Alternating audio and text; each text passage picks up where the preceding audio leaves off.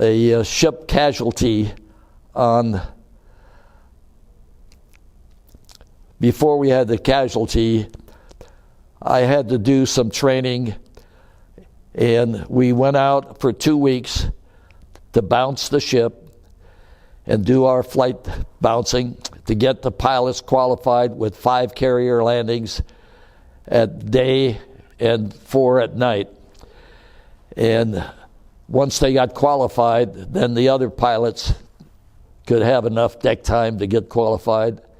And they wanted us to go back to Vietnam as fast as we could, but it took us 9 months or so before we were ready to go.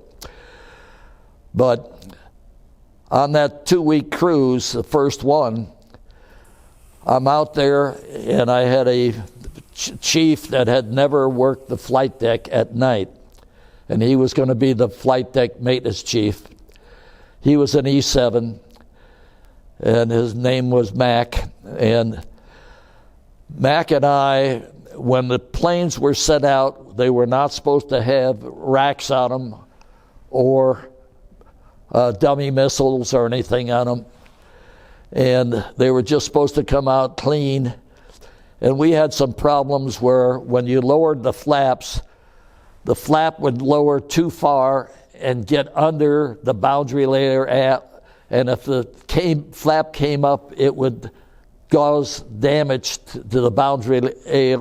Now, boundary layer air is air that comes out of the engine, flows into the trailing edge of the wing, and it causes an airflow over the flap and around it so that you can get greater lift and you can slow the aircraft down faster to get it reduce the speed of landing on the carrier. The carrier would normally steam at least 30 knots or faster if it was right, and they would steam into the wind, and the aircraft could slow down to get below the 90 knots it needed for a touchdown. If you've ever watched carrier landings, if you've ever watched carrier landing, the 6-7 lines that come across the deck, which the tail hook grabs, are rigged on a spool. They will be across the deck. One end is going back down below on a spool, and the other end is coming on around so that you have a continuous spool. When the wire is grabbed and the plane is pulling the wire, they set up the amount of inertia restriction on the spool by having hydraulics bleed off and bleed on. So they know the weight of the aircraft, because when he's on the ball coming around, he calls the ball, he sees the landing lights, and he calls his weight and his approach speed. They in turn set the wire up for that weight, and that's approach speed. And when he lands and grabs the wire, the spool runs around. It allows the spool to come out, and he goes up about 600 feet and stops. Now, when he stops there, he has to raise his hook, which dumps the wire off. They retract the spool and set it up for the next airplane. Every minute, you have another airplane land. So the guy that's just landed has to get way over to the side, turn, and we had to have him sit there and check the boundary layer air to make sure on both sides it wasn't damaged.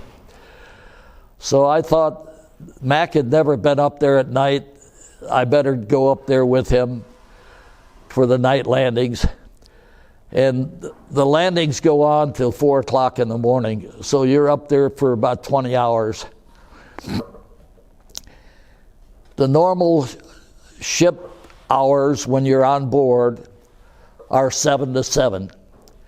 You get up, you're on duty from 7 in the morning till 7 at night, and the other team is a night crew from 7 at night till 7 in the morning. You have 24-hour feeding, so anytime in that 24 hours, anybody can go. They're serving breakfast, they're serving dinners, they're serving mid-rats and everything all night long, so you can feed whenever you want. And that's why a lot of the ship's company guys grow a little wider, because most of the engineers and stuff are all sedentary.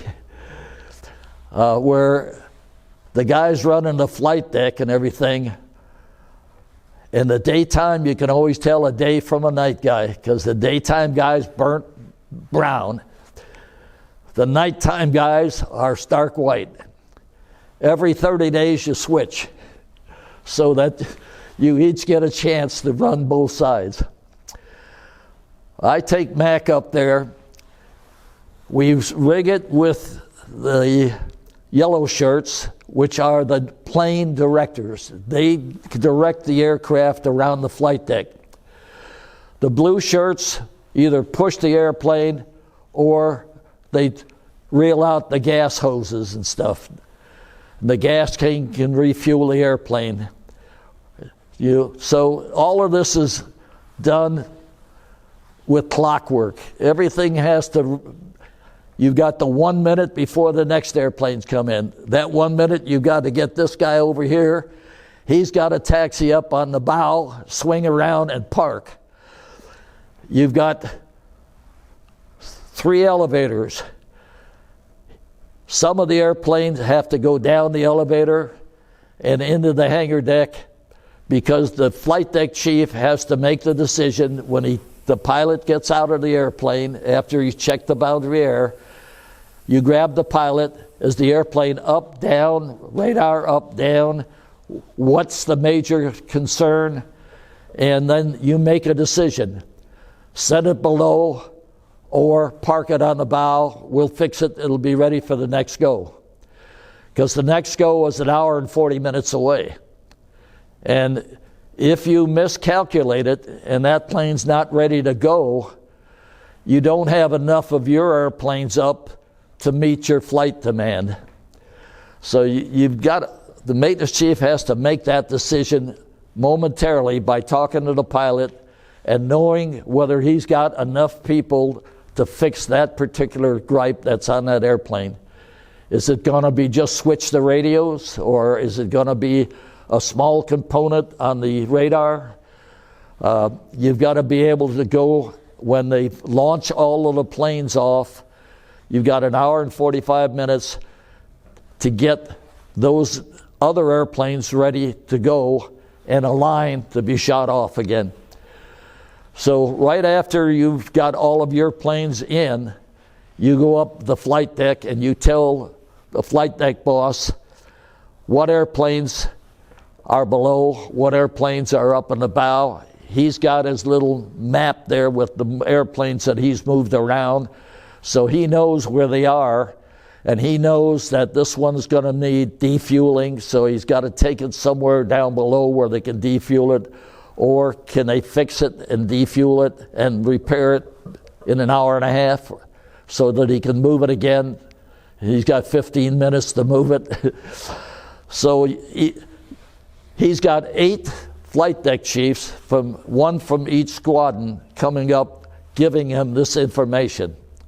And he's got to correlate that, and he's got a group of guys to move the airplane on the pad to show where they are, and they put little things on it, like if it needs gas, it might get a little icon, or if it needs repair, it's got a big nut on it, and so forth. So he can glance down and tell what you've told him. And every type of airplane is there, so he knows what exactly to do with it. If you make a wrong decision, it's an oh my ass, and it takes 50 attaboys to get rid of that. I did, one day I made a drastic mistake, and I told them that 2 airplanes were ready, and they weren't.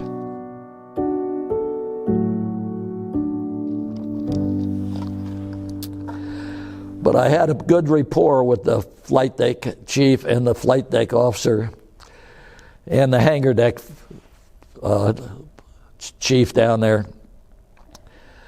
They always trusted me, and I failed them. And of course, the air boss is angry. He's mad at the flight deck officer, and he records that down to the skipper because he missed his ops. And the skipper called me up and he said, "What happened, John?" And I said, "I'm sorry, Skipper, but I made over 200 decisions today, and I made 2 wrong ones. So that means I'm only 98% efficient. I'm sorry." And he said, "Get the hell out of here." But if you've got the confidence of the pilots, and you've got the confidence of the ops officer and the CO, and they let you make the decision as what pilot you want to put in what airplane, because you know that some pilots will not take an airplane if it had a previous gripe on the approach lights or a previous gripe on this stabilization system, or they've each got their pet little peeve that they don't want that to bother them on a combat mission. So if you find out what they won't take, you find out that if they are a junior guy and they're a radar operator, you don't want to give them a bad radar. Now you can take a very proficient backseater and put him in that radar that is got problems, and he can work around those problems and still fire missiles and everything else. But you've got to get him to be the right guy at the right time in the right mission. And you got 34 pilots. So you got 12 airplanes and 34 pilots, and you've always got about half of your airplanes on the hangar deck, so that you only got 6 of them to play with on the flight deck, and then you got to get 6 more up there out of the mess that are returning and that you've repaired back to the flight deck again. So it's a complicated job, and if you're a good mind reader and you have the confidence of the CO, the ops officer, and the pilots, you can run a pretty efficient stuff if you don't make too many mistakes. We outshine our other squadron because they always have 2 fighter squadrons on board, except for the F-8s. The F-8s were always going. When we had the other squadrons later, we had 2 F-4 squadrons on board, and we had to loan them planes to meet the mission with their pilots. So we were really happy.